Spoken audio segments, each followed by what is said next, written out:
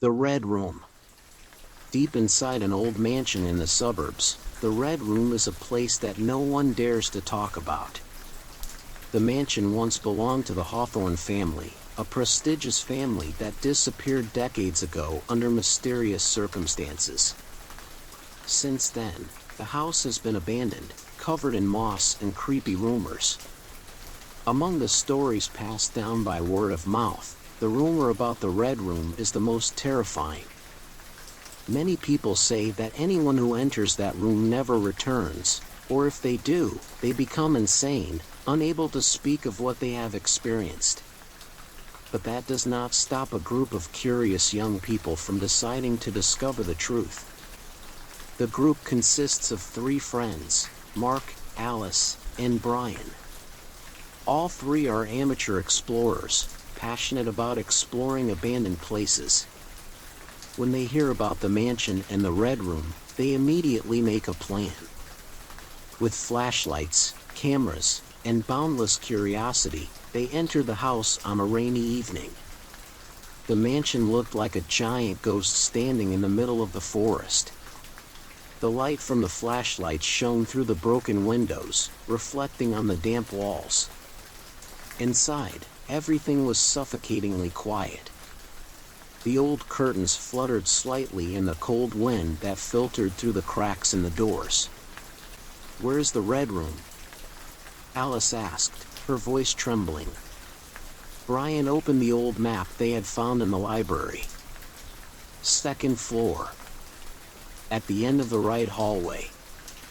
They climbed the creaky wooden stairs, each step echoing throughout the house. Finally, they stood before a door painted a deep red, peeling with age. Scrawled on the door was a line, "Memories never sleep." Mark pushed the door open. It opened with an eerie screech. Inside, the Red Room lived up to its name. The light from the flashlight fell on the walls, which were painted a bright red, like dried blood. The room was mostly empty, except for an old armchair in the middle of the room and a large mirror on the opposite wall. "That's weird," Brian said, moving closer to the mirror. But when he shone the flashlight on it, instead of reflecting their images, it showed only blackness. Alice shivered. "Let's get out of here. Something's wrong with this place." Mark didn't listen.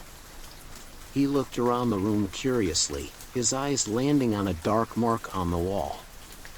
It was the mark of hands, as if someone had tried to claw their way out. "Did you see that? Something happened here." Suddenly, the door behind them slammed shut. Their flashlights flickered, then went out. The room was plunged into darkness. In the darkness, a voice spoke, small but clear, "You've entered a place you don't belong." Alice screamed, trying to turn on the flashlight, but it didn't work. The large mirror suddenly lit up, reflecting not them but images from the past. They saw a man sitting in an armchair, knife in hand, his face twisted in rage. He let out a maniac laugh before turning to a woman kneeling in the corner of the room, begging. "Don't. Please don't do this," the woman's voice rang out, but the man didn't respond. He lunged forward, and the next scene was blood splattered on the red walls. Alice turned away, but the image in the mirror seemed to come to life, pulling them inside. Brian screamed when he felt a cold hand touch his shoulder. When he turned, he saw the man in the mirror standing right behind him, his eyes staring blankly. "We have to get out of here," Alice screamed, pulling Mark towards the door. But the door seemed to be locked. The maniac laughter echoed throughout the room. The room began to shake. The red walls began to bleed, spreading to their feet. Mark tried to knock on the door, but to no avail. "It won't open," he shouted. The mirror suddenly cracked, and from it, a figure crawled out, its face twisted and slashed with deep cuts. "Memories never sleep," the figure whispered, before lunging at them. Alice passed out from fear. Brian and Mark tried to pull her away, but the room seemed to refuse to let them leave. The figure moved closer, its long arms reaching out as if to pull all three of them into the mirror. In a moment of desperation, Mark shouted, "We don't belong here. Spare us." The figure stopped, its empty eyes staring straight at him. "Take this memory with you, and never come back." The door swung open. The three of them tumbled out into the hallway. When they turned back to look, the red room had disappeared, leaving only a blank wall. When they left the mansion, no one dared to look back. But from then on, they were haunted by strange dreams. In each dream, they always saw the red room, with bloody walls and a shadow standing in the mirror, watching them. The red room never let them forget. Story 2. Music Box. The story begins on a cold evening when Sarah, a young girl, accidentally discovers an old music box in a small antique shop hidden deep in an alley. The music box looks old, with delicate details, but there is something strange about it that Sarah cannot take her eyes off. The wooden box has faint patterns, but the most prominent thing is a small doll attached to the lid, with a blank gaze staring at the person opposite. The shop owner, a middle-aged man, looks at Sarah strangely as she examines the box. "This is no ordinary box, girl," he says in a low voice. "It has its own history, and sometimes, things with history carry inevitable curses." Sarah just smiles, thinking that these are fictional stories to increase the value of the item. She does not believe in rumors or warnings. The price was very reasonable, so she decided to buy the music box as a souvenir. When she got home, Sarah placed the music box on the table in her bedroom. She opened the lid, but no sound came out. Absorbed in other things, Sarah didn't pay much attention. But as night fell, the dim light in the bedroom began to flicker, and a strange sound rang out. She woke up with a start, looking around the room. It was music, soft but haunting. Sarah looked at the table. The music box was open and playing an eerie melody. She couldn't remember if she had opened it or not, but the music was still playing steadily. "I must have been daydreaming," she told herself and closed the box. But when she returned to bed, the music started again, this time louder and longer. Sarah jumped up, hurried to the table, but when she opened the box, it didn't make any sound. A feeling of unease began to invade her mind. She decided to keep the music box in the closet and lock it, hoping that she would never hear the music again. However, every night, the music played, regularly at 3 a.m. Sarah couldn't figure out what was happening. The melodious music sounded like a lullaby, but something was strange that kept her from sleeping. One night, she decided to stay up all night, waiting for the music box to play. When the music started, she hurriedly opened the closet, but the box was no longer there. Instead, it appeared right on the table, as if it had moved on its own. The room's lights turned on, and this time, the sound coming from the music box was no longer a melodious melody. It became a haunting, ghostly song, like an eerie laughter echoing through the room. At that moment, Sarah realized that this music box was more than just an antique. It was cursed. The sounds it makes are not ordinary melodies, but sounds from the past, the terrifying memories of a soul trapped in the box. Sarah investigates the origins of the music box. She discovers that it belonged to a wealthy family, the Callaways, who were famous for their antique collecting. But after one of the family members, a young girl named Eliza, died under mysterious circumstances, the music box suddenly disappeared. After her death, everyone in the Calloway's family was haunted by the strange music that they could not turn off. Eventually, the music box was left in an antique shop, where it waited for the next person to come to it. One night, while Sarah was sitting in her room, the music box started playing again. This time, it was not just coming from the box, but from every corner of the room. The sound was so distorted and prolonged that she could not bear it. The door opened, and Sarah saw the silhouette of a girl in a white dress, long hair flowing down, entering the room. It was Eliza. Eliza's spirit stood silently looking at Sarah, her eyes empty, as if begging for release. But then, the girl opened her mouth, and the music from the music box echoed through the air. Sarah realized that there was only one way to end it all. She had to destroy the music box. Sarah took the box to a deserted forest, where no one would find it. She smashed the box, throwing each piece into a stream. When the last box was broken, the eerie sound stopped, and the surrounding space became strangely quiet. From that day on, Sarah never heard the music again. But every night, in her dreams, she still heard the melody of the music box, reminding her of an inevitable curse. Story 3. The Swinging Lamp.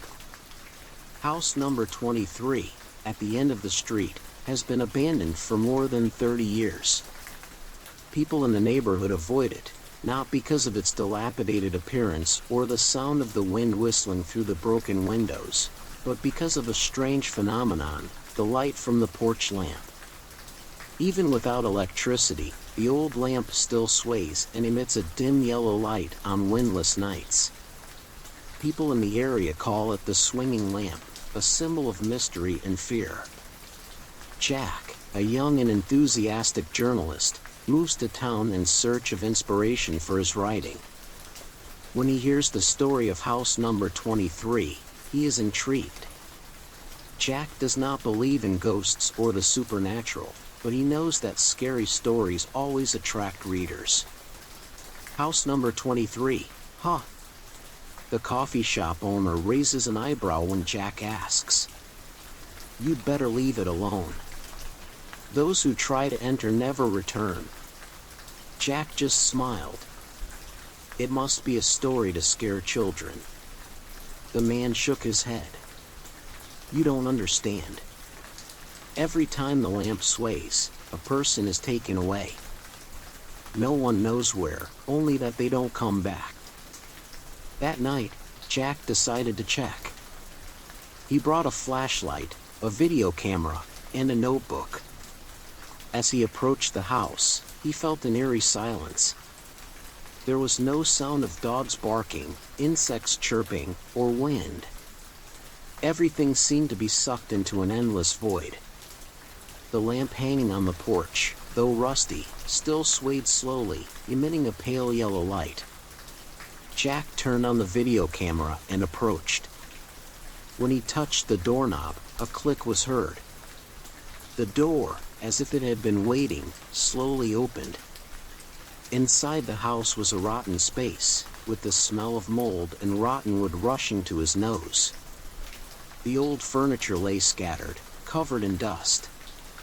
But what caught Jack's attention was a faint streak of light from the living room that shone on the wall, shimmering like a dancing ghost. It must be just the light from the street lamp, he muttered, but his heart was full of doubt. He walked deeper into the house. The wooden floorboards creaked under his feet. Suddenly, the porch light began to shake more vigorously, and the lights inside the house flickered in a strange rhythm.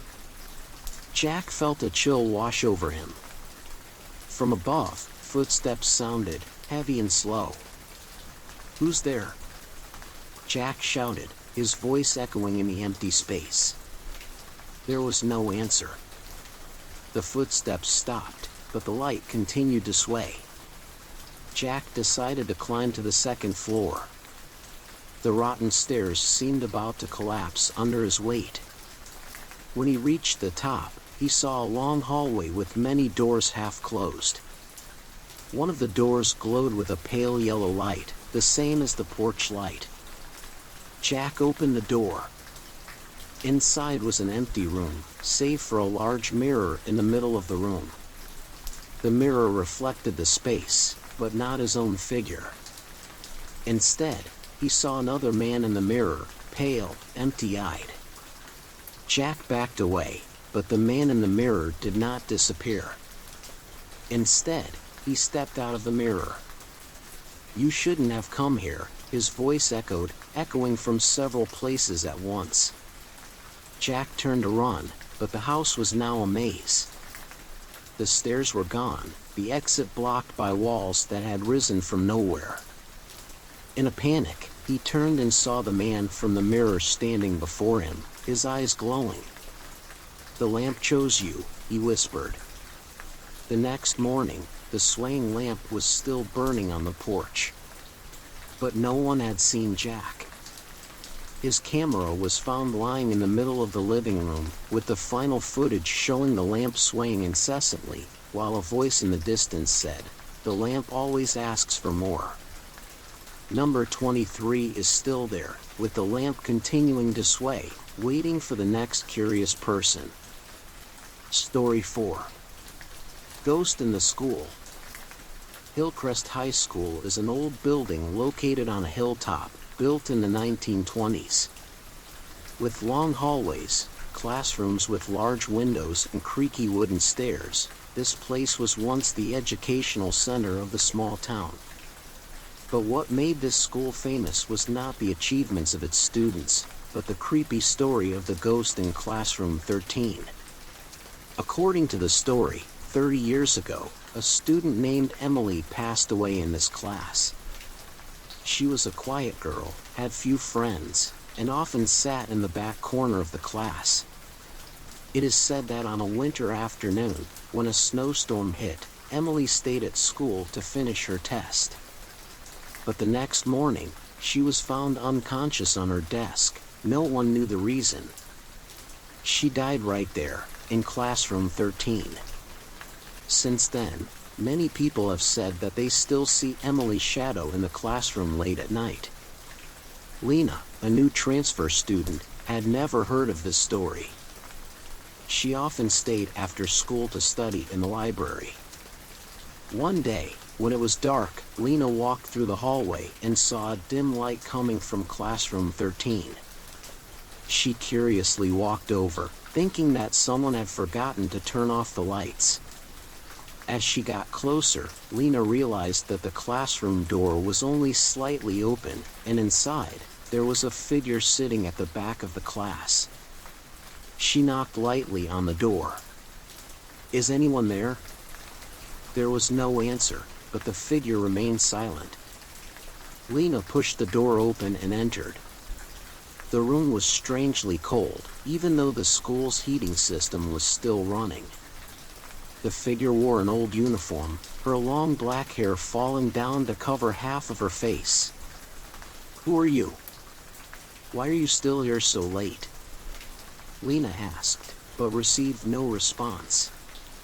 She stepped closer, and when Lena was about to touch the girl's shoulder, the figure slowly turned around. The pale face with empty eyes stared at Lena. A sigh was heard, small but enough to make Lena freeze. "Don't stay here late anymore," the girl whispered, before disappearing right before Lena's eyes. Lena ran out of the classroom, her heart pounding. She told her best friends about this, but no one believed her. "You must be imagining things," they said. But Lena knew what she saw was real. She decided to learn about the history of the school and the story of Emily. At the town library, Lena discovered an old newspaper article about Emily's mysterious death. The article mentioned that the young girl was found with an open notebook on her desk, inside of which was a single repeated line, "I haven't finished it yet." Lena decided to return to classroom 13 the next night. This time, she brought a flashlight and a talisman that her grandmother had given her to drive away evil spirits. When she entered the classroom, she found everything quiet. There was no one in the room, just the familiar cold air. Lena placed the talisman on the table at the back of the classroom and sat down. "Emily, if you're here, I want to help you. Tell me what you need." At first, nothing happened. But then, the blackboard in front of the classroom began to shake slightly, and a line of words appeared, as if someone was writing invisible words. "I haven't finished my test yet." Lena understood. Emily couldn't rest because she hadn't finished her last test. Lena opened her bag, took out a piece of paper and a pen. "You want me to do your test?" The next line of words appeared. "Help me, please." Lena began to write, answering each imaginary question she thought Emily might want to do. She didn't know how she knew the questions or the answers, but her hand moved, as if guided by an invisible force. As Lena finished the test, the atmosphere in the room changed. A gentle breeze blew through, bringing with it a sense of relief and serenity. For the first time, Lena felt that the classroom was no longer cold. As Lena prepared to leave, she looked back at the desk at the back of the classroom. Emily's figure stood there, smiling. Her eyes were now bright, no longer empty. "Thank you," Emily whispered, before disappearing into thin air. From then on, Lena never saw Emily again in the classroom. The story of the ghost in classroom 13 gradually faded into oblivion, but Lena knew that she had helped a soul find peace. Story 5. The Face Outside the Window. Nina has just moved into a small house in the suburbs, where she hopes to find peace and quiet to focus on her writing. The house is located on the edge of a forest, with large windows overlooking a space filled with trees. During the day, the light filtering through the leaves creates a beautiful scene. But when night falls, darkness envelopes everything, making the house cold and eerily quiet. The first night, Nina lies in bed, listening to the wind whistling through the branches outside the window. Suddenly, a strange feeling comes over her, as if someone is watching her. She turns to look at the window, but there's only thick darkness outside. Trying to calm herself, Nina closes her eyes and falls asleep. But then, in the middle of the night, there is a gentle knocking sound. For the first time, Nina thinks she is dreaming. The knocking sounds again, steady and clear. She opened her eyes, looked toward the window, and her heart stopped. There was a face outside the window. It was not a normal human face. The eyes were white and empty, and the smile was twisted like it was torn from both cheeks. The face was pressed against the glass, not moving, just staring at her. Nina screamed, jumped up, but when she turned on the light and turned around, the face was gone. The next morning, Nina tried to convince herself that it was just a nightmare. But when she went outside to check, she noticed something strange. Under her bedroom window, there were footprints on the damp ground. They did not look like human footprints, but long and pointed, like those of some creature that did not belong to this world. She told this story to her neighbor, an old man who lived nearby. When Nina mentioned the face outside the window, the old man turned pale. "You should leave," he said. "There are things in the woods that we should not see." That night, Nina closed the window and pulled the curtains, determined to ignore the darkness outside. But around midnight, the knocking came again. This time, it was louder, as if someone was trying to get her attention. She sat on the bed, trembling, not daring to go near the window. "Who is it? Who is out there?" she shouted, her voice trembling. There was no answer. but the knocking stopped. Nina thought it was over, but then, the curtains were slowly pulled back from the outside. Once again, that terrifying face appeared, staring at her through the glass. This time, it did not stand still. Its thin lips moved, as if it was saying something, but no sound came out. Nina could not bear it any longer. She jumped up, picked up the phone, and called the police. When they arrived, there was no sign of anyone standing outside the window. But when the police left, Nina made a terrifying discovery. On the glass of the window where the face had appeared, there was a faint trace, like someone's breath had just been exhaled. The following nights, the face continued to appear. It no longer knocked on the door, but stood silently outside the window, staring at Nina. She began to have trouble sleeping, lost weight, and became paranoid. She tried moving her bed away from the window, even sleeping in another room, but no matter where she was, the face always found her. Desperate, Nina sought out a local shaman. When he heard her story, the shaman advised her to leave the house immediately. "That face is not human," he said. "It is something that is bound to this forest. Once it sets its eyes on you, it will not stop." Nina packed her things and left the house the next day. She moved to an apartment in the city, which no longer had a large window overlooking the forest. But the story doesn't end there. One rainy night, as Nina sat writing at her desk, she felt someone's eyes on her. She turned around, and this time, the face was outside her apartment window, on the 15th floor. Nina screamed, but no one heard her. Story 6. The Midnight Visitor. Amy lived alone in a small house in the suburbs. It was peaceful, far from the city, perfect for the quiet life she had always wanted. But one winter night, the silence was broken by a knock on the door just as the clock struck midnight. At first, Amy thought she had misheard. The wind outside was blowing hard, creating strange sounds. But the knocking repeated, clear and regular. She sat up straight on the sofa, looking toward the front door. Who could be coming at this hour? Amy walked to the door, pressing her ear to listen. Outside, everything was silent, no footsteps or voices. Through the peephole on the door, she saw only thick darkness, not a soul in sight. Her heart beat fast, a feeling of unease crept in. "Who is it?" she asked, her voice trembling. There was no answer. She decided not to open the door. But as she turned to leave, the knocking came again, louder than before. This time, it wasn't just a knock, it was the sound of fingernails scratching the wood, as if someone was trying to climb in.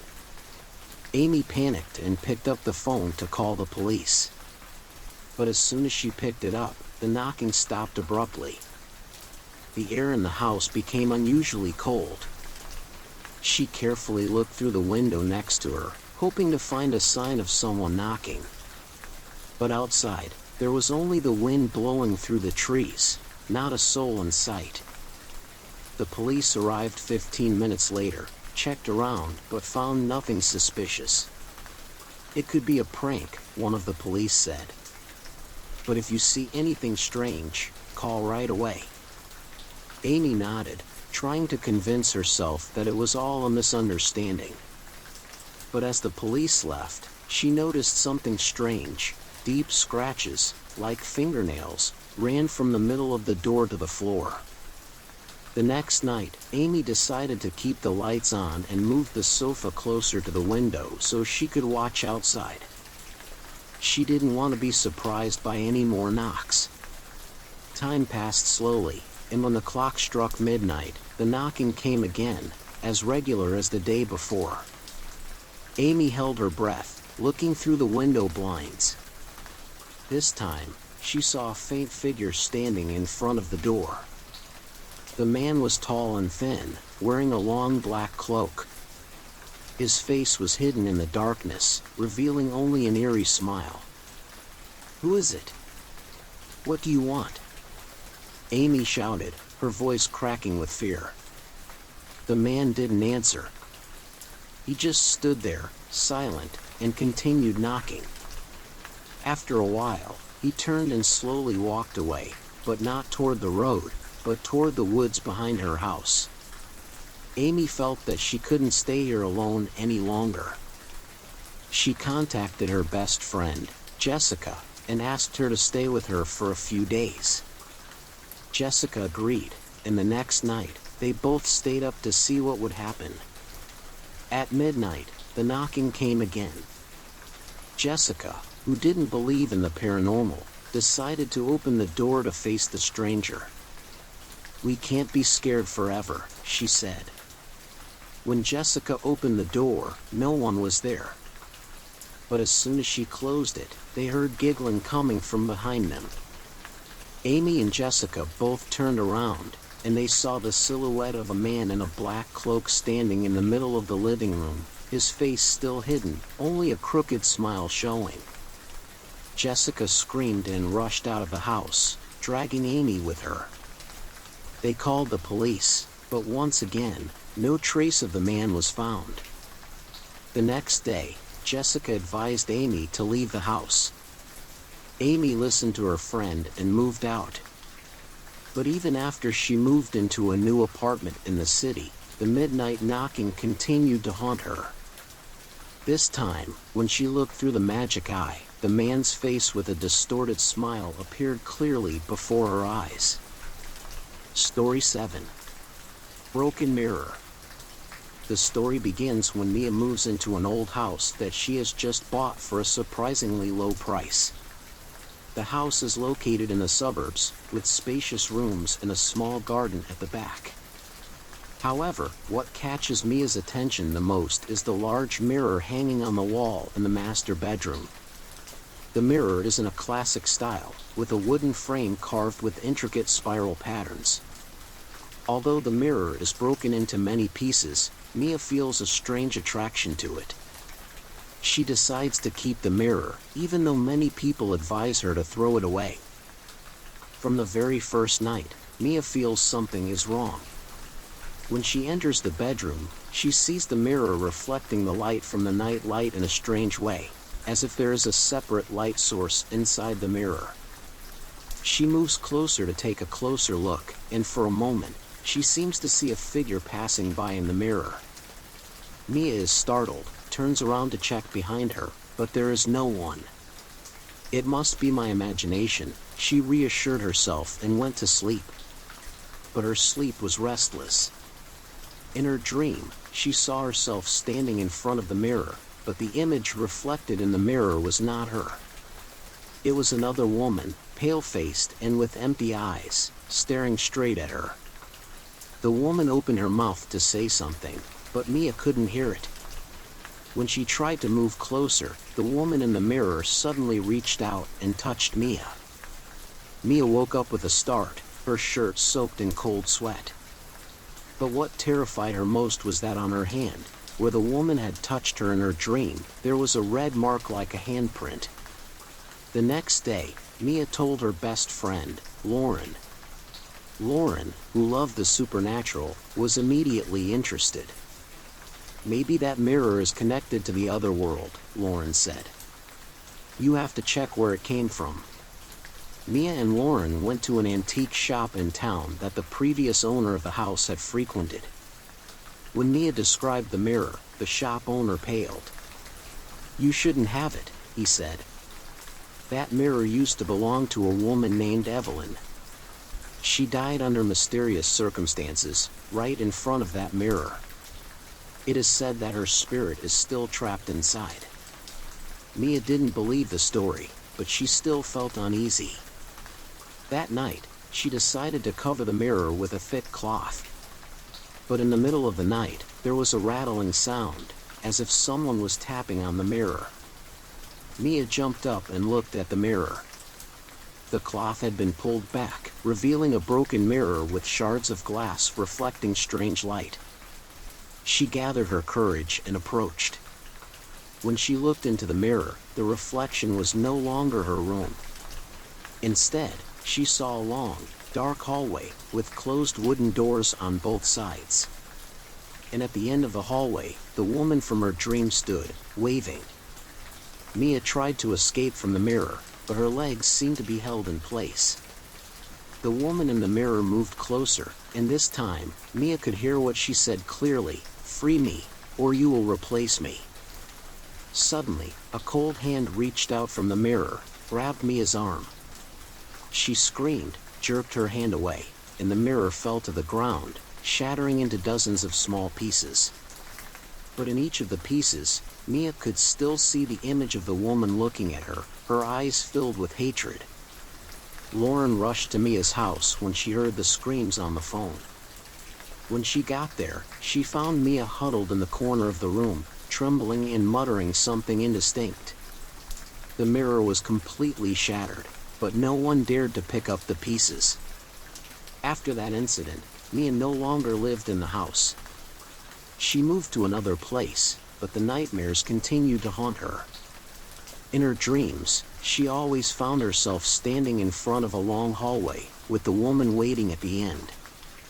One day, Lauren received a letter from Mia. In the letter, Mia wrote that she had managed to return to the house and destroy all the remaining mirrors. But strangely, when Lauren went to check the house, everything inside was empty, with no sign of Mia. On the wall, where the mirror used to hang, there was a scrawled line: "I replaced her." Story 8. The Spirit in the Forest. On the outskirts of the small town of Maplewood, there is a vast forest with towering ancient trees, called the Silent Forest by the locals. They call it that not because of its peacefulness, but because this place always carries a deathly silence. There are no birds singing, no animals running by, only the wind rustling through the trees, like the breathing of an invisible entity. Locals often tell of a mysterious spirit that lives in the forest. According to legend, anyone who dares to go deep into the forest at night never returns. Those who are lucky enough to escape swear that they have heard whispers, seen shadows passing by, and felt invisible eyes following them from every corner of the forest. A group of 3 young people, Jason, Emily, and Ben, decide to check if this story is true. They were people who didn't believe in ghost stories and wanted to prove that it was all a product of imagination. One cold October evening, they took flashlights, cameras, and some food, and headed deep into the woods. "We'll record everything," Jason said, confidently holding the camera. "I bet we won't see anything but trees." Emily smiled, but couldn't hide her worry. "I hope we don't end up being the main characters in a horror story." As they entered the woods, the light from the sun gradually disappeared, replaced by thick darkness. The unusual coldness made all 3 of them feel uncomfortable, but no one said anything. After walking for about an hour, the group began to notice something unusual. The woods were so quiet that their footsteps echoed strangely. Ben stopped and pointed to a large old tree. "Do you see these scratches?" There were deep scratches on the trunk, as if a large animal had scratched it. But the strange thing was that the scratches were not near the base of the tree, but high up, out of reach. "Probably the wind," Jason said, trying to keep his spirits up. But his eyes couldn't hide the worry. Emily sensed something was wrong. "We should go back," she suggested. "I don't like this place." But Jason didn't want to give up. "We're only halfway there. There's nothing here. We'll be fine." As it got completely dark, the group began to hear strange noises. First, there was the rustling of dry leaves, but no wind. Then, whispers, so soft they were barely audible, but they came from all directions. "Who's there?" Ben shouted, his voice echoing in the empty space. There was no answer, but the whispering stopped abruptly. "We should get out of here," Emily said, her voice trembling. She could feel someone, or something, watching them.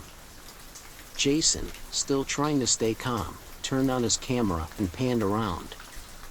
In the dim light of his flashlight, he caught a glimpse of a figure among the trees. "There's someone," he shouted. The group tried to run, but the forest seemed to change. The trees seemed to grow thicker, blocking their path.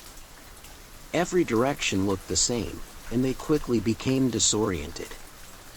Suddenly, a soft laugh rang out, the sound seeming to come from right next to their ears. When they turned, a tall figure stood in the middle of the forest. It wasn't human. The creature was nearly 10 feet tall, with a thin body, pale skin, and eyes that burned like fire. The spirit slowly approached, each step making the air colder. Emily collapsed, her eyes filled with terror. "Please, let us go," she murmured. The creature stopped, tilting its head as if observing them. The voice rang out, not from its mouth, but straight into their minds. "You have invaded my territory. Escape the forest." Jason gathered his courage, turned on his flashlight, and shined it directly at the creature. The light seemed to stop it for a moment. "Run," he shouted, pulling Emily and Ben to their feet. The three of them ran as fast as they could, not daring to look back. They didn't know how long they ran, but as they exited the forest, the lights of the town appeared in the distance. They didn't say a word on the way home, but they all knew they had encountered something that didn't belong to this world. After that night, none of them returned to the forest. Jason reviewed the footage and discovered something horrifying. In every frame, the creature's shadow was always behind them, no matter how far they ran. Emily couldn't sleep for weeks afterward. She could feel the creature's eyes following her, even in her own room. Ben, who had always been confident and didn't believe in ghosts, left town without warning. His friends said he was no longer himself. The silent woods were still there, shrouded in mystery and fear among the townspeople. But no one dared to enter anymore, because everyone knew that, in the deep darkness of the woods, the spirit was still waiting. Story 9. The Disappearing Roommate. When Anna moved to the city to start a new job, she needed a place to live that was affordable and quickly found a cheap room in an old apartment building.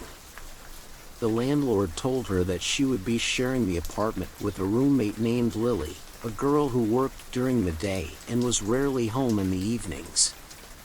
Anna didn't see Lily on move-in day, but Lily's room was neatly arranged, with a few personal items like books, a small nightlight, and a potted plant on the windowsill. "She's quiet, but she's a nice person," the landlord said, smiling. "You'll be fine." The first night, Anna found the apartment quiet. After unpacking and eating dinner, she sat down to watch a movie before going to bed. Late at night, she heard soft footsteps coming from the room next door, Lily's.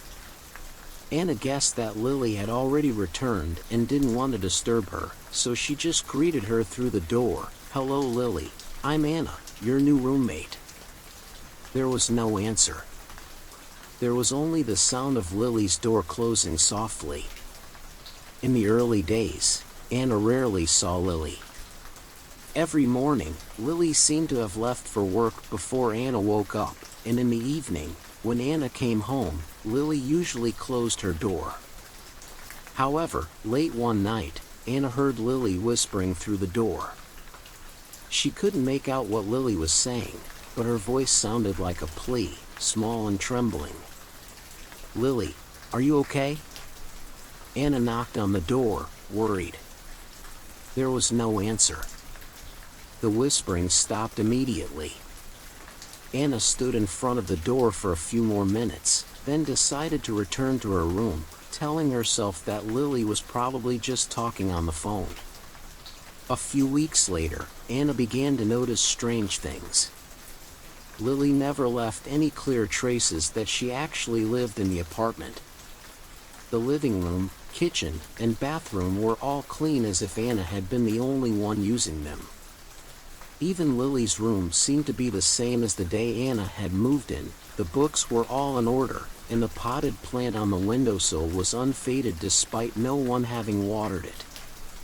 One night, Anna decided to knock on Lily's door again, her curiosity overwhelming her. "Lily, we've never had a proper conversation. Can we meet for a bit?" The door opened a little, just enough for Anna to see the darkness inside. A soft voice said, "Not now." The door closed shortly after, and Anna felt a cold breeze flow through the hallway. The climax came one morning when Anna realized that Lily had completely disappeared. Her room was closed, and there was no sign of Lily having left the house, no suitcase, no belongings gone. The feeling of unease made Anna decide to call the landlord. "Lily?" "No, she moved out over a month ago," the landlord said, sounding surprised. "I thought you lived alone. Didn't you notice?" Anna felt her blood run cold. She hung up the phone and went back to the apartment. When she opened Lily's door, she found everything exactly as she had seen it the first time. But this time, there was something new, a photo on the desk. It was an old photo of a pale-faced, empty-eyed girl standing in front of this very apartment. It was Lily. Anna couldn't figure out what was going on. She called the police, saying that her roommate had mysteriously disappeared. When the police arrived, they searched the entire apartment but found no sign of anyone other than Anna. They even confirmed that Lily, the roommate Anna had mentioned, had died 3 years ago in this very room. Anna couldn't believe it. She swore she heard Lily, saw her close the door, and even heard her whispering at night. But the police found no trace, and they only advised Anna to rest. On her last night in the apartment, Anna couldn't sleep. She lay in bed, staring at the ceiling, trying not to think about what had happened. But in the middle of the night, the whispering sounded again, this time right next to her ear. "Don't leave me alone." Anna jumped up, but the room was empty. No one was there. She packed her things that night and left the apartment forever.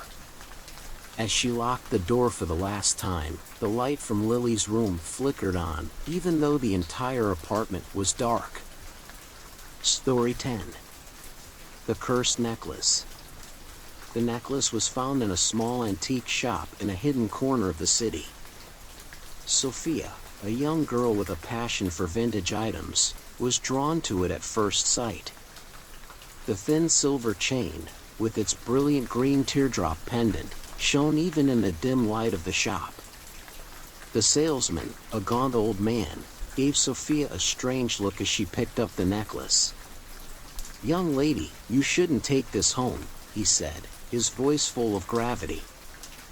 "This necklace is not for human consumption." Sophia laughed, thinking he was just trying to increase the value of the item. "This is a beautiful piece." "I'll take it," she said, ignoring the warning. After paying, she took the necklace home, unaware that she had just set in motion a chain of terrible events. On the first day she wore the necklace, Sophia received many compliments from her friends and colleagues. The green pendant caught everyone's attention, and Sophia felt proud of her choice. However, at night, when she was home alone, strange things started to happen. She felt a cold feeling, even though the heating was still on. From the bathroom mirror, Sophia caught a glimpse of a dark shadow behind her. She turned around, but there was no one there. She told herself that she was imagining things and tried to ignore the unsettling feeling. In the following days, things got worse. Sophia started having strange nightmares. In her dreams, she saw herself standing in the middle of a dark forest, surrounded by faceless figures.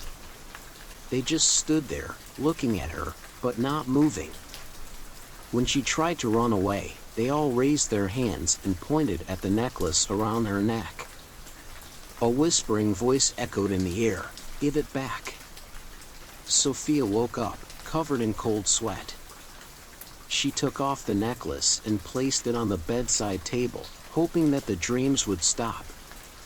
But in the morning, when she woke up, the necklace was around her neck again, as if it had never been taken off. Sophia decided to go back to the antique shop to return the necklace. But when she got there, the shop was closed, and there was no sign of it ever existing. Asking around, no one remembered that such a shop had ever existed here. Sophia began to panic, but she didn't know what to do next. From then on, the strange phenomena in her house increased. Furniture moved by themselves, lights flickered, and whispers kept ringing in the empty space. Worse, Sophia's health gradually declined. She always felt tired, exhausted, and strange red marks appeared on her neck around the necklace. Sophia sought help from a paranormal researcher, David. When he saw the necklace, David paled. "You shouldn't have it," he said. "This necklace is said to have belonged to a wealthy woman in the 19th century. She was convicted of witchcraft and executed. Before she died, she cursed anyone who possessed her belongings to suffer the same fate as she did." Sophia panicked and asked David for help. He agreed, but warned that breaking the curse would not be easy. "You must return it to where it belongs, or destroy it, but the price will be great." Sophia returned to the forest she had seen in her dream, hoping that this was where the necklace belonged. As she entered the forest, she felt the air become heavy and cold. Darkness fell, even though it was still daytime. Sophia walked deeper into the forest, and eventually she saw a large, ancient tree with a deep hollow. Her instincts told her that this was the place to return the necklace. She placed the necklace in the hollow of the tree, but as she turned to leave, a scream rang out, as if coming from deep underground. The ground shook, and faceless figures appeared around her. They just stood there, doing nothing, but their invisible gazes made Sophia feel suffocated. "Please! I just want it back," she screamed, tears streaming down her face. A cold voice rang out, "You cannot return what is cursed." When Sophia woke up, she found herself lying outside the forest, but the necklace was no longer around her neck. She returned home, hoping that everything was over. But that night, she saw the necklace appear on her desk, the faint green light from the pendant illuminating the room. The familiar whisper rang out again, this time clearer, "You belong to me." Story 11. Cold Spot. The new house that Lisa and her husband, Tom, had just moved into was an old house built in the early 20th century, located in a quiet area of the city. The house was spacious with old architecture, high ceilings, and large windows that brought in natural light. Lisa loved every detail of the house, from the elaborate chandeliers to the polished wooden floors, except for one thing: the corner of the living room was always strangely cold. From the first day, Lisa noticed something unusual. Although the temperature inside the house was warm, the corner of the living room near the large window always had an unpleasant cold air. The air there seemed to freeze, and every time Lisa entered that area, she felt a shiver run down her spine. Tom just laughed, saying that old houses often had poorly insulated areas, but Lisa couldn't shake the feeling that something was wrong. A few days later, Lisa began to notice another strange thing. Whenever she passed that corner of the living room, the curtains fluttered gently, as if a breeze were blowing through, even though all the windows were closed. She tried putting a heater in the corner, but the temperature remained the same, always lower than the rest of the house. One evening, while Lisa was cleaning, she noticed a faint damp spot on the wooden floor in the corner. The damp spot had a strange shape, as if someone had placed a cold hand on the floor. Lisa wiped it off, but the next morning, the damp spot was back. Tom, who did not believe in the paranormal, said it was just the humidity in the house. But as the strange phenomena increased, Lisa knew that something was terribly wrong. One night, while Lisa was sitting alone in the living room, she heard a soft sigh from the cold corner. She turned around, her heart pounding, but saw nothing. She decided to examine the house more closely. While cleaning out the basement, Lisa finds an old wooden chest covered in dust. When she opens it, she discovers some old photos, a diary, and a white wedding dress that has yellowed over time. The photos show a young woman with a gentle smile, standing in front of this house. But what makes Lisa shiver is that all the photos have a slash across the woman's face. Lisa takes the diary to the living room to read. The lines in it tell the story of a woman named Eleanor, who lived in this house in the 1920s. Her marriage to a wealthy but abusive man drove her into tragedy. In the final pages, Eleanor writes about feeling trapped, unable to escape her misery. The last page has only one line scrawled, full of despair: "I can't leave this place." As Lisa read the last line, the cold air in the corner of the room became more intense. The curtains suddenly fluttered, and the chandelier on the ceiling began to sway gently. Lisa was stunned, but she couldn't move, as if there was an invisible force holding her back. That night, Lisa told Tom about the diary and what she had experienced. Tom, although still skeptical, agreed to call a paranormal expert to check the house. When the expert arrived, he immediately noticed the cold air in the corner of the living room. "This is not a natural phenomenon," he said, his eyes serious. "There is a very strong energy here. Maybe the woman's soul is still trapped in the house." The expert suggested performing a ritual to help Eleanor's soul escape. Lisa and Tom agreed. During the ritual, when the expert began to pray, the cold air became more intense than ever. The windows shook, and a sigh echoed throughout the living room. A faint figure appeared in the corner of the room, the figure of a woman in an old wedding dress. "Please, let me go," the voice said softly, as if from afar. After the ceremony ended, everything became quiet. The cold air disappeared, and the corner of the living room no longer gave off a shiver. Lisa felt as if a burden had been lifted from her shoulders. She and Tom decided to keep the diary and the photos as a way to remember Eleanor.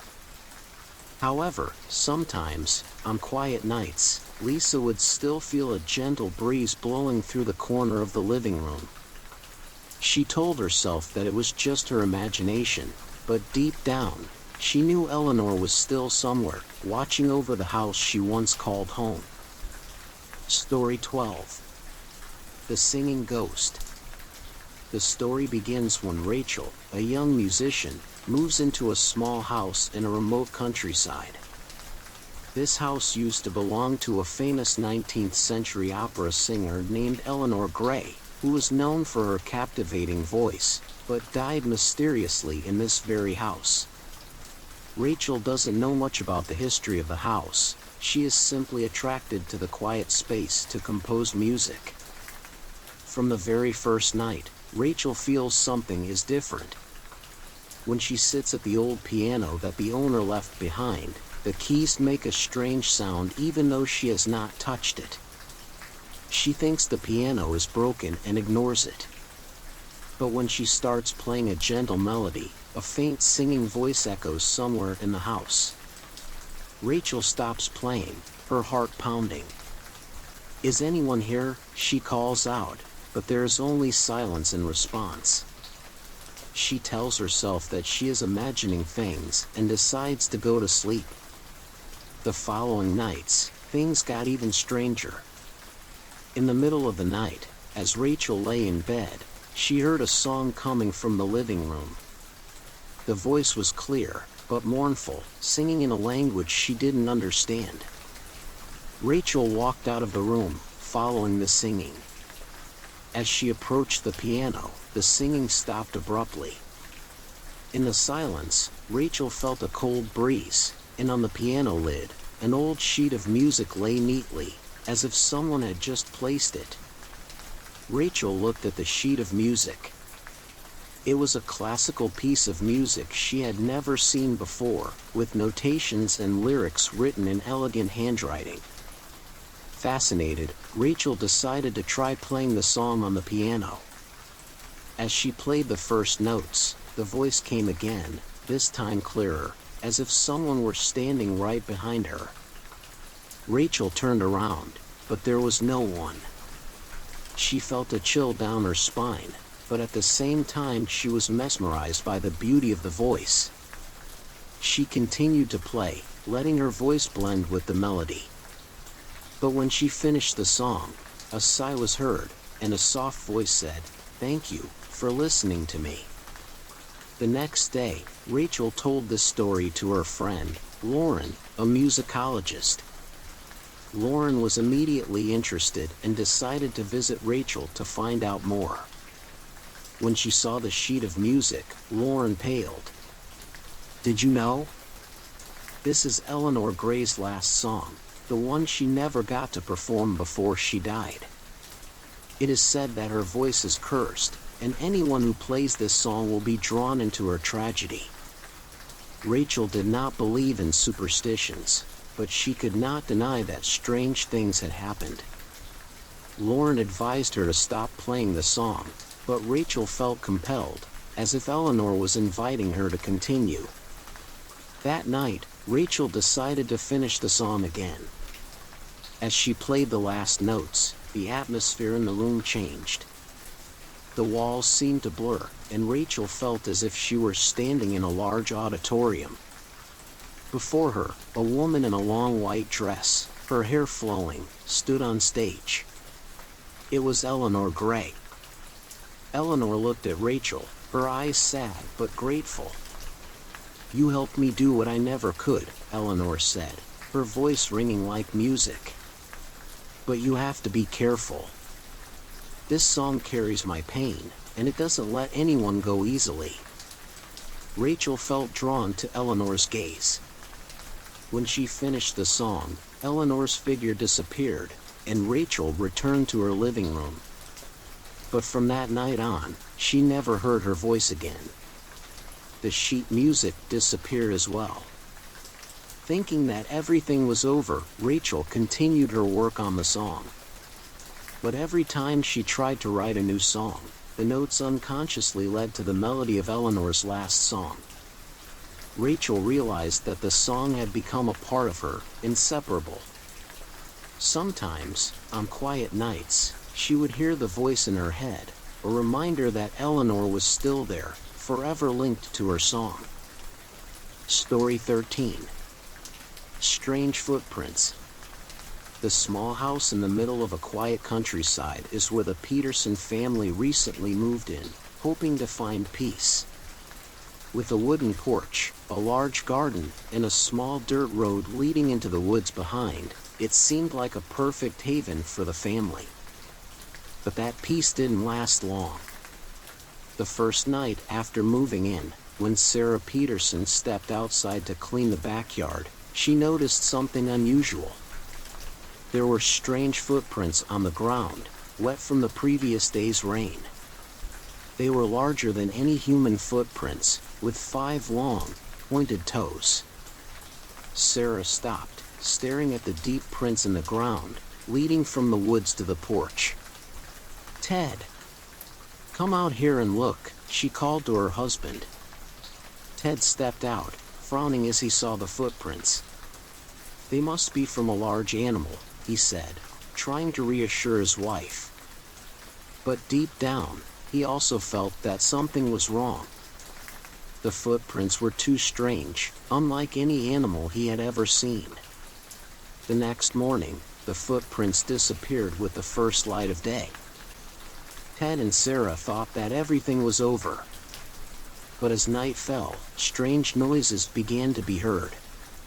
First a rustling in the woods, then heavy, steady footsteps, as if someone was walking around the house. Ted grabbed a flashlight and went outside to investigate, but saw nothing but darkness. When he returned, he saw the footprints again, this time right in front of the door. "No way," Ted whispered, a chill running down his spine. What could have left these footprints? Over the next few nights, things got even stranger. Footprints appeared in inexplicable places, on the roof, inside the shed, and even on the living room floor, despite the house being locked. Sarah began to feel scared. She heard footsteps even when she was in her room, and sometimes she felt an invisible gaze following her. "We can't stay here anymore, Ted," Sarah said, her voice trembling. But Ted wasn't about to give up so easily. He decided to install a security camera to find out the truth. That night, Ted and Sarah sat in the living room, watching the computer screen display the camera's image. At first, everything was quiet, only the dim light from the porch light shining down on the yard. But around midnight, a large shadow crossed the screen. Ted sat up, staring at the image nervously. The shadow moved so quickly that it was hard to make out, but then footprints began to appear on the yard, step by step, as if someone invisible was walking across it. Sarah screamed as a large, bony hand pressed against the glass door at the back of the house on the screen. There was no body with the hand, it simply appeared and disappeared after a few seconds. Ted decided to call the police. But when they arrived, all traces were gone. No footprints, no signs of forced entry. The police advised them to rest, thinking they were too stressed after moving. But Sarah knew it wasn't her imagination. The next night, she woke up in the middle of the night with a strange feeling of coldness. When she opened her eyes, she saw footprints on the carpet next to her bed. They led straight to the window, where the curtains were gently swaying. Terrified, Sarah and Ted decided to find out about the history of the house. They went to the town library, looked through old documents, and discovered a horrifying story. More than 50 years ago, this area was home to a family rumored to be involved in voodoo rituals. Locals said that they had summoned an entity from the other world, but were unable to control it. After the family mysteriously disappeared, no one dared to go near this area again. Ted and Sarah knew they couldn't stay there another minute. They packed up and left immediately. But even after moving to a new place, Sarah still felt uneasy. One night, when she walked out into the backyard of her new house, she saw them, large, strange footprints, clearly imprinted in the damp ground. Story 14. The Moving Shadow. The house the Williams family had just moved into was an old house perched on a hill, surrounded by dense trees. With its classic architecture, spacious rooms, and a back garden, the house seemed like the perfect place for a fresh start. But from the very first day, they noticed something strange. The space inside the house always felt stuffy, and sometimes, a shadow passed by the corner of their eyes, confusing them. Sarah Williams, the mother of the family, was the first to notice it. One evening, while she was cleaning the living room, she felt as if someone was standing behind her. She turned around, but saw only an empty space. However, in the large mirror on the wall, she caught a glimpse of a shadow moving slowly across the hallway. "Did you see anything strange, Ted?" Sarah asked her husband at dinner. Ted, who was a practical person, laughed out loud. "It's just my imagination again. This is an old house. Maybe the light from the window is confusing you." Sarah said nothing more, but the unsettling feeling still haunted her. That night, as she prepared to go to bed, she saw the shadow again. This time, it appeared in the corner of the bedroom. A tall, shadowy figure, standing silently in the darkness. Sarah turned on the light, and the shadow disappeared. In the following days, other family members began to experience strange phenomena as well. The young son, Max, told his mother that he saw a tall man standing in the corner of his room at night. Sarah tried to reassure her son, saying that he was just daydreaming. But when Ted, who had always denied anything supernatural, also began to see shadows in the kitchen and living room, he began to worry. "We should check the history of this house," Ted said, his voice serious. When Sarah and Ted went to the town library to investigate, they discovered that the house had belonged to a man named Harold Blackwood, who lived in the 1920s. Harold was known as an odd recluse who kept his windows closed and rarely interacted with his neighbors. It was rumored that Harold was obsessed with occult rituals, and he had died mysteriously in the house. His body was found lying in the living room, next to strange old books. "Maybe he's still here," Sarah said, whispering. That night, the family decided to set up a camera in the living room, where the shadow often appeared. They left the camera running all night and checked the next morning. When they reviewed the footage, they saw a strange image. At 3 a.m., a tall, dark figure appeared in the middle of the living room. It stood still for a few minutes, then slowly moved toward the hallway, disappearing into the darkness. Sarah panicked, but Ted tried to stay calm. "It must be a technical glitch," he said, but he was also worried. The strange phenomena became worse. The shadow no longer appeared briefly, but began interacting with objects in the house. One evening, while the family was sitting down to dinner, the chandelier on the ceiling suddenly shook violently. The dishes on the table shook, and a voice whispered from somewhere, "Get out of here." Sarah screamed, pulling Max out of the dining room.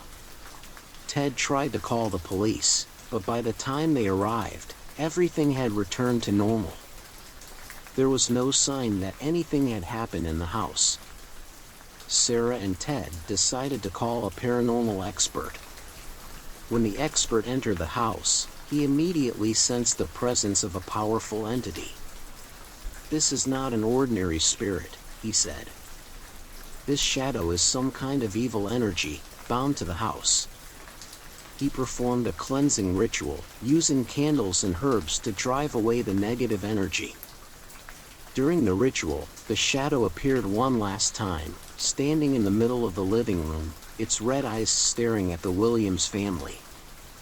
"You don't belong here," the voice said, before the shadow dissipated into thin air. After the ritual, everything in the house seemed to return to normal. The shadow was gone, and the Williams family could finally live in peace. But sometimes, on rainy nights, Sarah would still feel a gaze following her from the dark corner of the living room, as if the shadow had never completely left. Story 15. The Room Without a Door. When Michael and his wife, Clara, moved into an old house in a remote rural area, they were drawn to its unique architecture and old-world charm. The house was large, with high ceilings, a winding staircase, and large windows that looked out onto the woods behind it. But there was one thing that bothered them, a room in the middle of the second floor, with no door. "That's strange," Clara said when they first explored the house. She pointed to a large wall where, according to the blueprints of the house, a door should have led to the middle room. Instead, there was just a white wall, with no sign of a door ever being there. Michael shrugged. "Maybe it's part of the old architectural design. That room must have been sealed up a long time ago." They decided to ignore the oddity and continued cleaning the house. But from the first day they lived there, Clara couldn't stop thinking about the doorless room. There was something about it that made her uneasy. The first night, while they were both sleeping, Clara woke in the middle of the night to a strange noise. It was a tapping, steady and soft, as if someone were tapping on the wall where the doorless room was. She shook Michael awake. "Did you hear that?" she whispered. Michael, still half asleep, listened for a moment and then shook his head. "It must be the wind or insects. Go to sleep." Clara didn't believe it. The tapping continued, lasting for a few more minutes before it stopped. She lay down but couldn't sleep. Over the next few days, Clara felt increasingly haunted by the room. During the day, she would hear strange noises, whispering, soft footsteps, and sometimes scratching, coming from the wall. She tried putting her ear to the wall, but couldn't hear clearly. What was even stranger was that every time she passed by, she could feel a cold draft coming from the wall, even though the entire house was warm thanks to the heating system.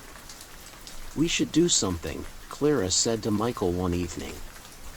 "There's something wrong with that room." Michael decided to investigate. He tapped lightly on the wall, trying to find some opening that might lead to an entrance. But the wall was unusually solid, with no sign of a door.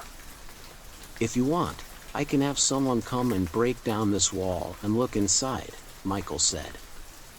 Clara hesitated. Part of her wanted to know the secret of the room, but the other part was afraid that something terrible might happen. One night, while Michael was away on a business trip, Clara decided to investigate on her own. She brought a small hammer and chisel, intending to break a small hole in the wall to look inside. As she began to chisel, the tapping noise she had heard before rang out again, louder and more urgent this time, as if something inside was trying to stop her. Clara shivered but continued. Finally, she made a hole just small enough to look through. She shined her flashlight through the hole, and what she saw froze her. Inside the room was a dark, dusty space. In the middle of the room was an old wooden chair, and on the chair, there was a faint figure of a woman. Her face was pale, her eyes sunken, staring at Clara through the hole. She didn't move, but her lips moved slightly, as if she were saying something. Clara screamed, threw down the hammer, and ran out of the house. The next morning, Clara told Michael everything. At first, he thought she was just hallucinating due to stress, but when they returned to the wall, the hole Clara had made was gone. The wall returned intact as if it had never been touched. Michael and Clara decided to investigate the history of the house. Through the local library, they discovered that the house had belonged to a wealthy family in the early 20th century. The mother of the family, Evelyn, had mysteriously disappeared. According to rumors, Evelyn was imprisoned in that room by her husband, a violent and powerful man. He was suspected of killing her, but no one found her body. Clara and Michael invited a paranormal expert to examine the house. Upon entering, the expert immediately sensed a strong energy coming from the wall. "This is not just a forgotten room," he said. "Her spirit is still trapped here, and she wants to be released." The expert performed a ritual to help the spirit escape. During the ritual, the house shook slightly, and from the wall, a final knock sounded, followed by complete silence. When the ritual ended, the wall suddenly cracked, revealing the room inside. But the room was empty, nothing but dust and a sense of serenity. From then on, the house became peaceful. Clara no longer heard the knocking or felt the cold. But sometimes, when she passed by the open room, she still felt like someone was watching, a gentle gaze as if saying thank you. Story 16. The Haunted Farm. Blackwood Farm is located in a remote countryside, more than 20 miles from the nearest town. It was once one of the largest farms in the area, with vast cornfields and large herds of cattle. But all that changed after a horrific event that happened more than 50 years ago. The locals never spoke of Blackwood again, except for whispers of a curse and restless spirits that still roamed the fields. John and Emily are a young couple, with dreams of building a new life in the countryside. When they hear that Blackwood Farm is for sale at a surprisingly low price, they can't pass up the opportunity. Despite warnings from the locals, they decide to buy the farm. "It's just a rumor," John says as he signs the contract. "We're going to make this the perfect home." The first day they move in, they can already feel the difference. The farm was large, but had a heavy atmosphere. The old wooden walls creaked under the weight of time, and the cornfields looked as if they had been abandoned for years. Emily felt a chill as she looked out at the fields at dusk, but she tried to convince herself that she was imagining things.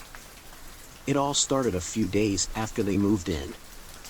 Emily would often hear strange sounds at night, heavy footsteps on the wooden floors, faint whispers from the barn, and sometimes, soft laughter from the fields. Once, while she was in the kitchen, she felt as if someone was standing behind her.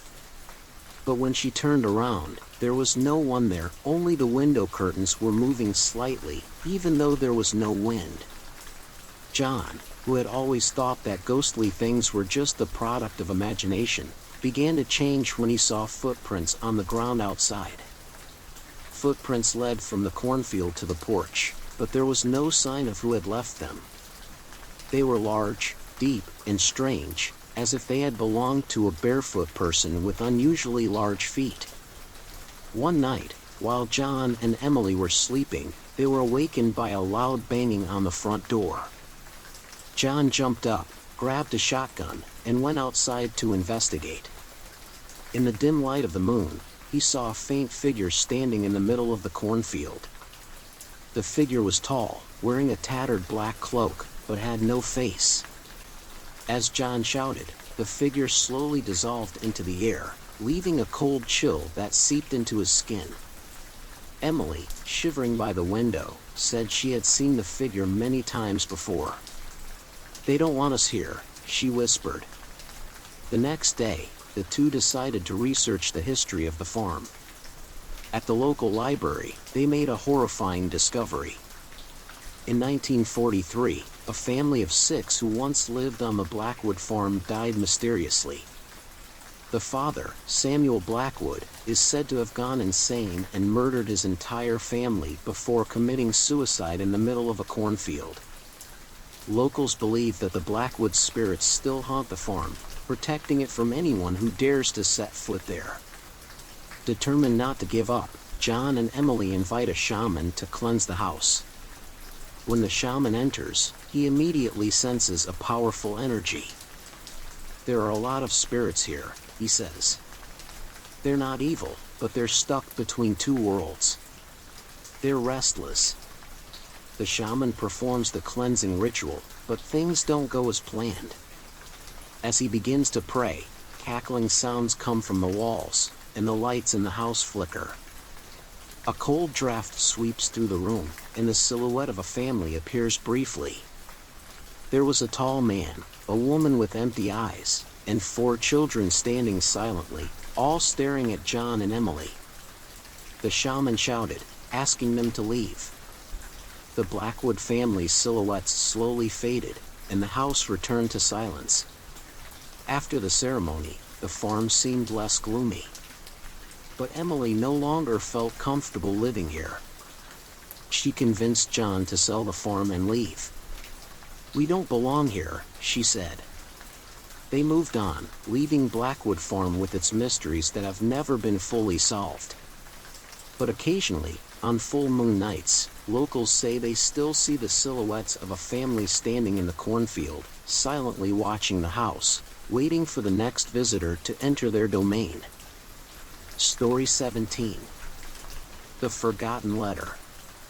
When Emma receives her old house from her grandmother's will, she feels both surprised and moved. The house is located in a small, peaceful town where Emma spent her childhood summers. After many years away from home, she decides to return to clean and renovate the house, turning it into a weekend retreat. The house still has an ancient feel, with walls covered in faded wallpaper and wooden floors that creak with every step. While exploring the attic, where her grandmother always forbade her to enter when she was a child, Emma discovers an old wooden chest.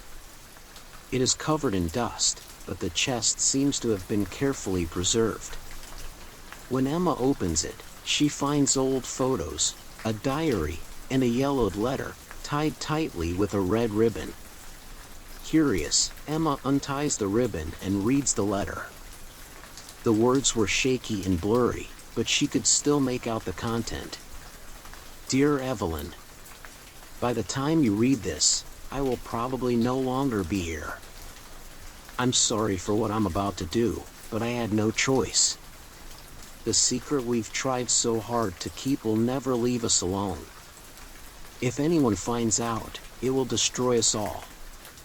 The rest of the letter was smeared with water, as if someone had cried while writing or reading it. The sender's name was not written, but the letter ended with a short sentence: "Don't forget to find the place where the truth is hidden." Emma shivered. The letter was so dark and mysterious that she couldn't take her eyes off it. Who was Evelyn? And what secret was it referring to? She wondered if it had something to do with her grandmother. Emma spent the next day searching the house, but found nothing unusual. That evening, she took the letter down to the kitchen, where the light was brighter, to take a closer look. When she shined her flashlight on the paper, she noticed a faint line of writing hidden behind the old paper. It looked like the writer had used the pen too hard, leaving a mark on the back. Emma took a pencil and gently traced the back of the paper. The words gradually emerged: "Check under the apple tree in the garden." The next day, Emma walked out into the back garden, where there was a large apple tree that she had loved since childhood. It had stood there since before she was born, with its thick branches and red apples. But now, looking at it, Emma no longer felt peaceful. She felt a chill run down her spine at the thought of what might lie beneath. Emma grabbed a shovel and started digging. After about 15 minutes, she hit something hard. It was a small metal box, rusted with age. She carefully pulled it up and opened it. Inside was an old file, photos, and another letter. The second letter was written by Emma's grandmother Evelyn herself. "If you find this letter, perhaps our family secret will be revealed. I don't know if I have the courage to tell you, but the truth must be known. The man in the photos is your great-grandfather, but he is not who everyone thinks he is. He is a traitor. He was." The letter stopped abruptly, but the photos and documents in the box told the rest of the story.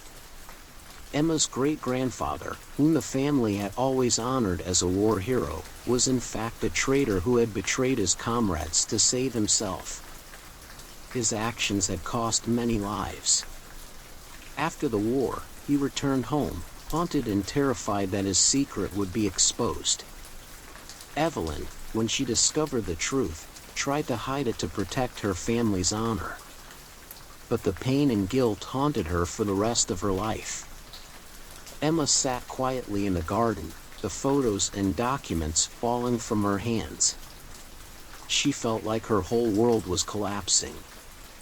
This secret was not only her past, but also a part of her, a part she never knew.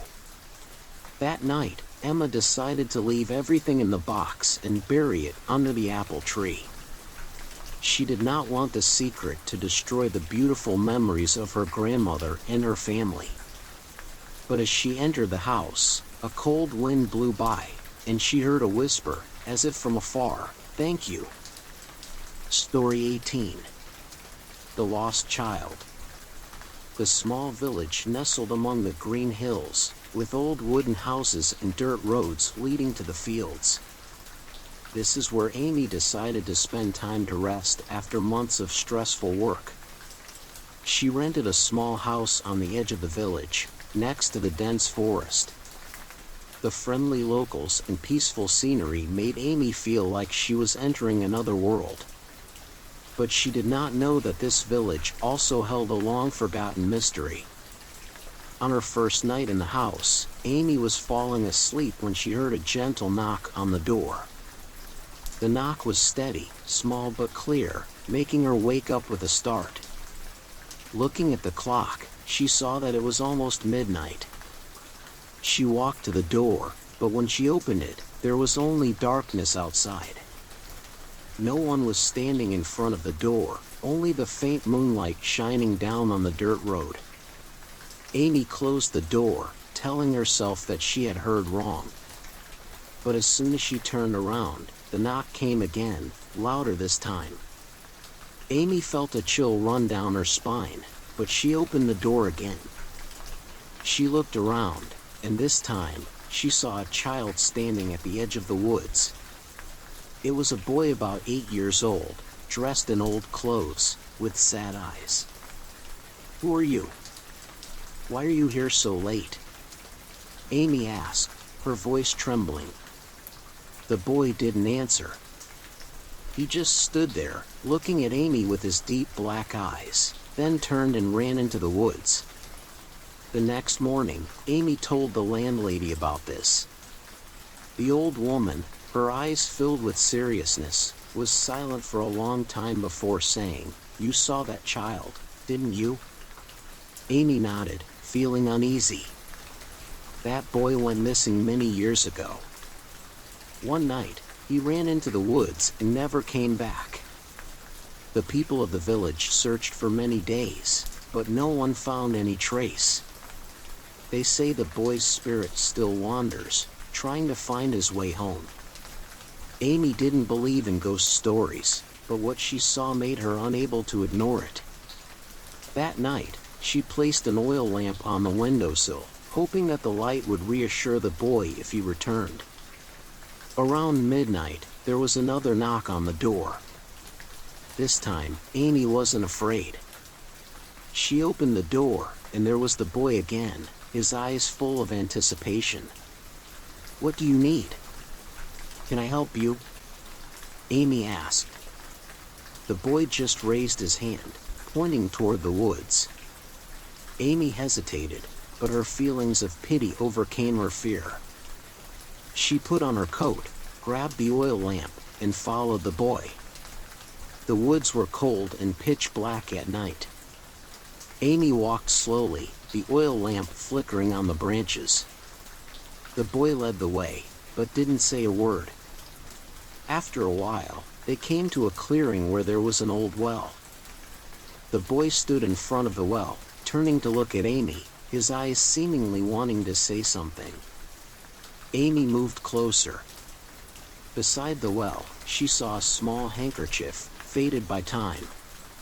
On it, the letters TG were embroidered.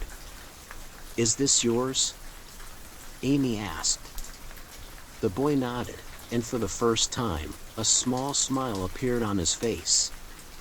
The next day, Amy brought the handkerchief to the landlady's house and told her what she had seen. The old woman was startled when she saw the handkerchief. "This is Thomas's," she said, her voice choking. "The boy who went missing that year was my grandson." Amy felt her heart sink. She and the old woman, along with the villagers, decided to go to the well to check. As they dug around, they discovered a small skeleton lying deep in the soil. Next to the skeleton was a small wooden box, containing a few old toys and a family photo. The spirit of little Thomas finally rested in peace after his remains were properly buried. The village held a small ceremony, and the old lady could not hold back her tears as she placed a bouquet of flowers on her grandson's grave. That night, as Amy lay in bed, she felt a strange peace envelop the house. And before she fell asleep, she heard a soft voice ringing in her ear, "Thank you." Story 19. The Ghost of the Widow. The riverside village of Willowmere is famous for its peaceful beauty and mysterious stories passed down from generation to generation. But among them, the story of the ghost of the widow is the story that people remember forever. It is said that on moonlit nights, people often see the shadow of a woman in a white wedding dress wandering along the riverbank, calling her husband's name in despair. When Laura moved to Willowmere, she knew nothing about this story. She was just looking for a quiet place to start over after a painful divorce. Laura rented a small house near the riverbank, far from the village center, where she hoped to find peace. But from the first night, she felt something strange. Around midnight, Laura heard light footsteps outside the window. She sat up, looked out, but saw only the moonlight reflecting on the river. The footsteps stopped, but then a whisper, as light as a breeze. "James. James." Laura shivered. She told herself that she was imagining things and went back to bed. But the next night, the whisper came again, closer this time. "James, I'm here. James." The next day, Laura told the story to the landlady, an old woman who lived in the village. The old woman was silent for a long time, then said, "I heard the widow's ghost." "The widow? Who?" Laura asked, a sense of unease creeping in. The old woman told the story. In the late 19th century, a newlywed couple, Eleanor and James, lived in Willowmere. James was a sailor who often left the village to go to sea. On one trip, his ship was caught in a storm and never returned. Eleanor, the new wife, refused to believe that James was dead. She wore her white wedding dress every night, standing by the riverside waiting for him to return. Years later, Eleanor died alone and in despair. Since then, it is said that her spirit still wanders, searching for her lost husband. Laura found the story sad, but she did not believe in ghosts. However, the following nights, things became even stranger. She began to see the shadow of a woman in a white dress walking along the riverside. Every time Laura approached, the figure disappeared like a mist. The whispers also became clearer, echoing in the quiet space. One night, while Laura was sitting by the window writing in her diary, she heard a knock on the door. Her heart pounded. Who would come at this hour? She took a flashlight and slowly opened the door. Outside was a woman in a white wedding dress, her face pale but her eyes filled with sorrow. "Who are you?" Laura asked, her voice trembling. The woman did not answer. She looked at Laura for a long time, then said in a voice as soft as a breath, "James. Where is he?" Before Laura could answer, the woman disappeared into the air, leaving a cold wind that penetrated her skin. Laura decided to find out more about Eleanor. She went to the village library and found an old photo of Eleanor and James on their wedding day. In the photo, Eleanor looked beautiful in a white wedding dress, holding hands with James, a young man with a bright smile. But what startled Laura was the necklace Eleanor was wearing. It was the necklace she had found on the riverbank the day before, thinking it was just an abandoned old item. A shiver ran through her. Perhaps Eleanor was still looking for her necklace, as a last memento of love. That night, Laura brought the necklace to the riverbank, placed it on a large rock. She stood there, waiting in silence. The wind blew gently, carrying the sound of a familiar whisper. Eleanor's figure appeared in the distance, walking slowly. When she reached the necklace, she stopped, bent down, and picked it up. Eleanor looked up at Laura, her eyes filled with gratitude. "Thank you," she said, her voice drifting like a dream. Eleanor slowly turned away, walking down to the river. Her figure faded, then disappeared into the moonlight. From that day on, Laura no longer heard the whisper or saw the figure of the woman in white. But every time she stood by the river, she still felt a strange peace, as if Eleanor had finally found peace, leaving her love and pain behind. Story 20. The Weeping Woman. The small village by the lake Silver Lake is famous for its peace and the beauty of its wild nature. But when night falls, strange sounds echo from the lake, shattering the tranquility. The villagers are familiar with the painful cry that echoes every night, the cry of the weeping woman. Emma, a young writer, comes to Silver Lake to find inspiration for her next novel. She rents a small house near the lake, which has a beautiful view and a quiet space to write. However, from the very first night, Emma realizes that this peace is not as pleasant as she expected. Around midnight, when Emma is sitting by the window reading, she hears a cry echoing from the lake. At first, she thinks it is just the wind. But the cry becomes clearer, longer, and more painful, making her shiver. It is the cry of a woman, filled with pain and despair. Emma opened the window and looked out at the lake. The moonlight glistened on the water, but there was no one there. She told herself that she must have imagined it, but when the crying continued through the night, she could not sleep. The next morning, Emma told the story to the landlady, an old woman who lived in the village. At the sound of the crying, the old woman paled. "I heard her," she said, her voice filled with concern. "That was Lydia crying." "Who is Lydia?" Emma asked, her curiosity piqued. The old woman took a deep breath, and then told the story. Over a century ago, Lydia was a beautiful young woman who lived in the village. She fell in love with a man named Edward, a wealthy merchant from the city. The two promised to marry and start a new life.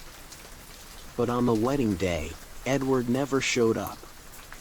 Lydia waited for him all day by the lake, her wedding dress soaked with tears. When dusk fell, she was found drowned in the lake, still wearing her white wedding dress. It was said that she had committed suicide because of a broken heart. Lydia's cries echoed every night from then on, as if she were still searching for Edward in vain. Emma was haunted by this story. The next night, she decided to try to find out more. She took a flashlight and went out in the middle of the night, heading towards the lake. The cries echoed in the space, long and painful. As Emma approached the shore, she saw a faint figure standing in the water, wearing a long white dress. The woman's long hair flew in the wind, and her shoulders shook with each cry. "Lydia?" Emma called, her voice trembling. The woman turned around. Her face was pale, her eyes empty, but tears were still rolling down.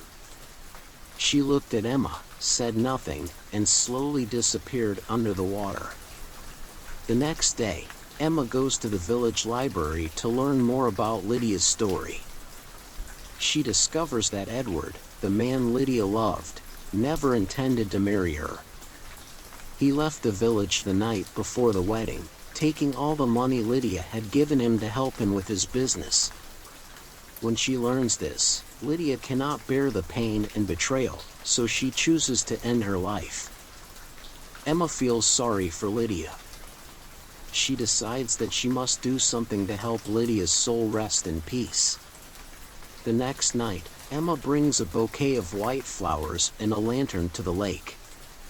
She places the flowers on the water and lights the lantern. "Lydia, I know your story," Emma says, her voice echoing in the quiet space. "Edward did not deserve your love. You don't have to wait any longer. Rest in peace." A gentle breeze blows, and the crying suddenly stops.